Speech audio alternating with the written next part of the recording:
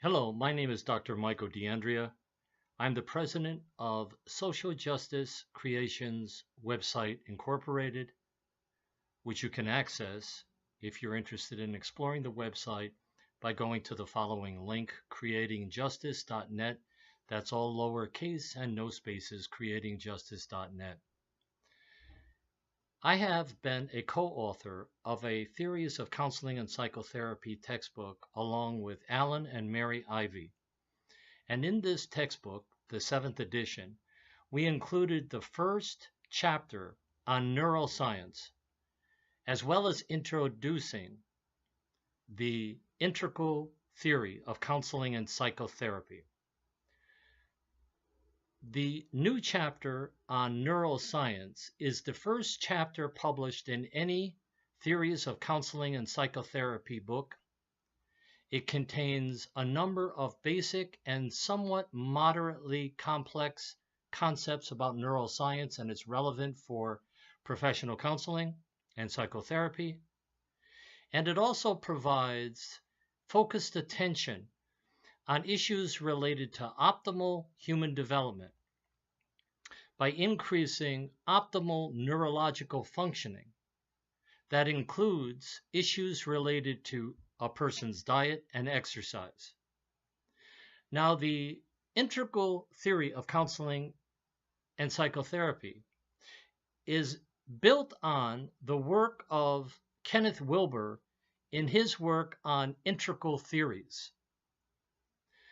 Dr. Wilber has a book entitled An Integral Theory of Psychology, which I have used to develop an integral theory of counseling that was published in the Theories of Counseling and Psychotherapy book, co-authored by Alan and Mary Ivy and published by Sage Publications.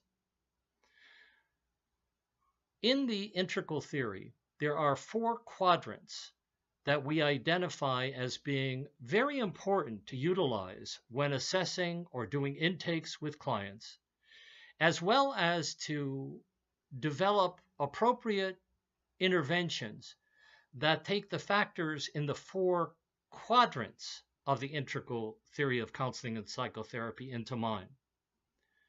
Probably, most mental health practitioners will not be able, nor should be expected, to address factors in all 4 quadrants at once.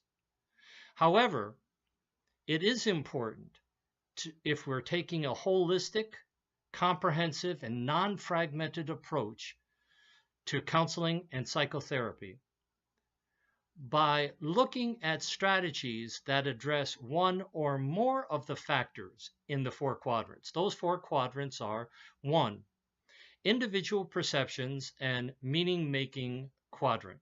This quadrant, mental health professionals are often pretty well familiar with, as it looks at the different ways that individuals construct meaning of their life experiences, how they construct meaning of mental health, and appropriate helping strategies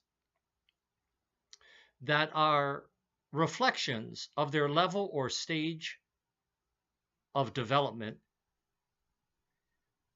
that oftentimes represents qualitatively different ways of constructing meaning than the professional helper. The second quadrant is the biological, neurological, behavioral quadrant. This quadrant emphasizes the importance of assessing how the brain functioning is operating at optimal or less than optimal conditions, and how it may impact behaviors of clients that we serve, as well as their capacity to think about issues related to experiences they're having that have an adverse effect on their overall development. A third quadrant is the cultural quadrant. The multicultural counseling movement is incorporated into the cultural quadrant, and it emphasizes the importance of developing the types of multicultural counseling competencies that are necessary to work ethically and effectively with persons from diverse cultural, racial backgrounds. It also looks at the racial cultural identity development theory and the white identity development theory so that we have an idea of the within group differences that characterize various groups in our society. And finally, the fourth group looks at societal and professional factors that impact people's development for better or for worse. This includes looking at the ways that educational institutions, economic systems, familial dynamics, prison system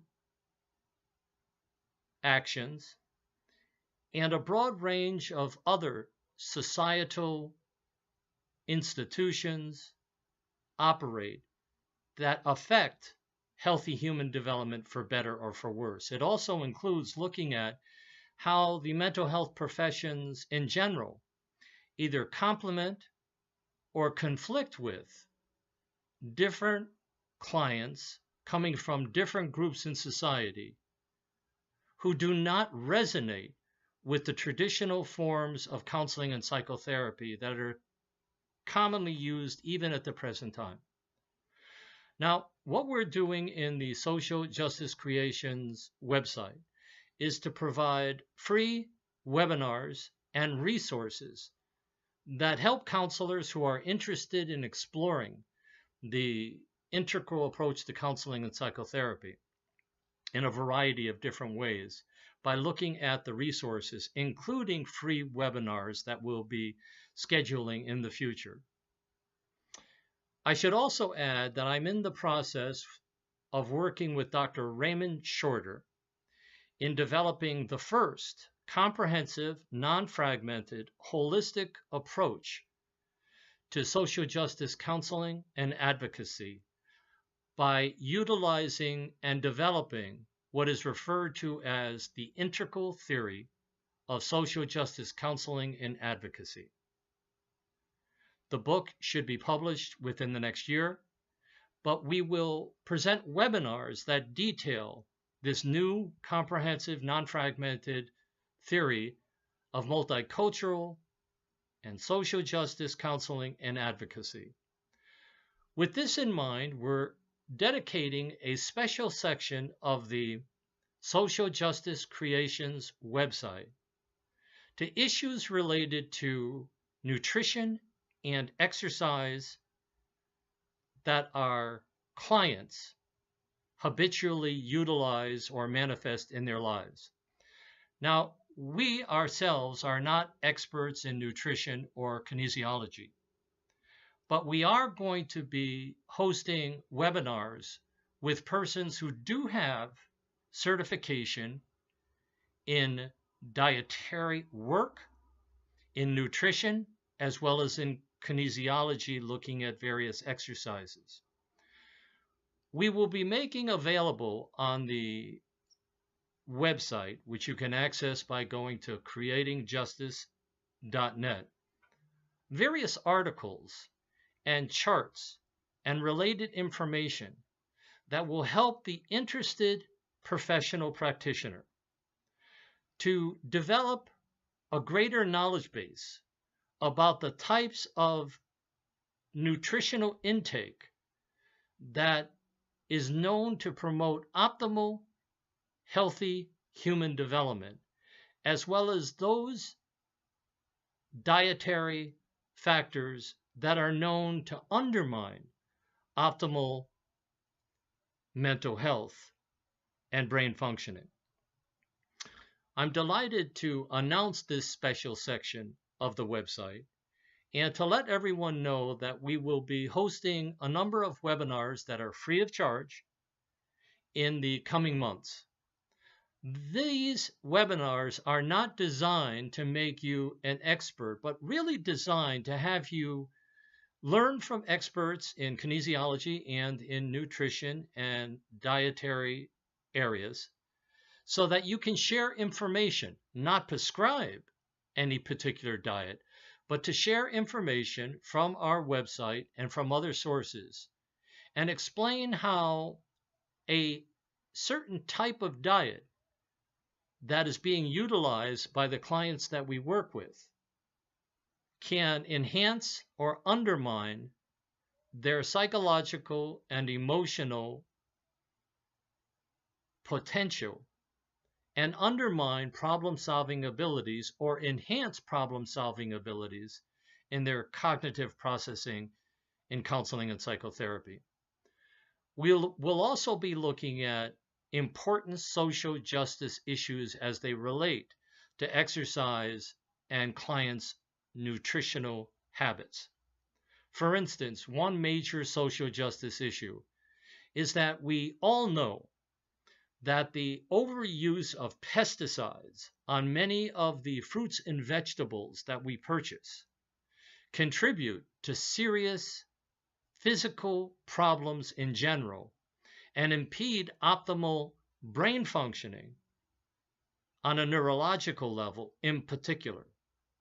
Thus, the organic health foods industry is rapidly rising and supported primarily by middle class and upper class individuals who have easy access to health food stores, as well as financial resources to purchase organic and non-pesticide treated fruits and vegetables, as compared to many other people in marginalized and devalued groups in our society.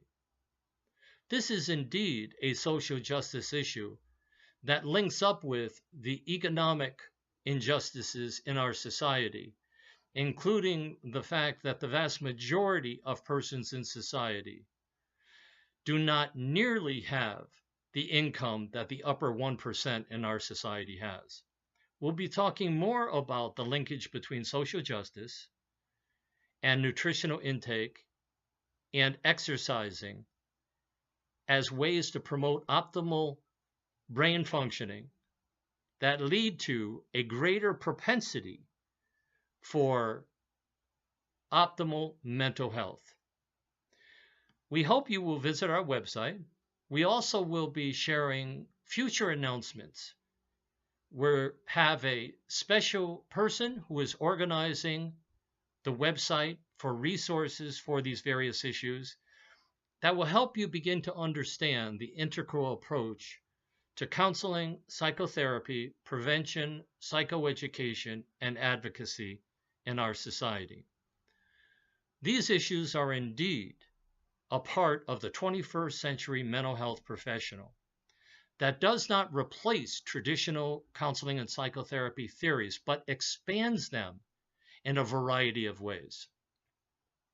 We look forward to having you join us in the coming months in webinars that are designed to increase our understanding and to help us acquire skills that are very practical in assessing our clients' dietary habits in an intake process, as well as doing role plays that will help participants in our webinars see some of the ways that we can interact with clients and in small groups in our schools and universities to help provide helpful information and access to healthier food in our society.